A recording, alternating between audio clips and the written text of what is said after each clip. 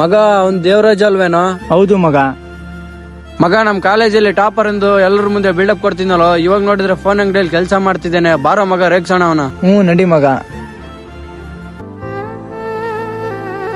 Hi ಮಗ, ಹೇಗಿದ್ದೀರಾ?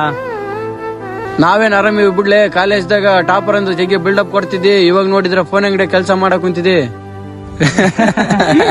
ಹೇ ಮಗ, ಅದಲ್ಲ ಮಗ. ಅದೆಲ್ಲ ಬಿಡು, ನಿನ್ ಕೆಲ್ಸ ನೀನ್ ನೋಡ್ಕೋ. ನಿಮ್ ಓನರ್ನ ಕರಿ, ಅವ್ರ ಹತ್ರ ಮಾತಾಡ್ಬೇಕು.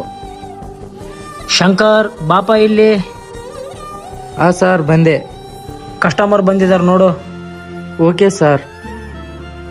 ಯಾವ ತರ ಫೋನ್ ಬೇಕು ಸರ್? ಸರ್ ನಮ್ಗೆ ಐಫೋನ್ ಬೇಕಿತ್ತು.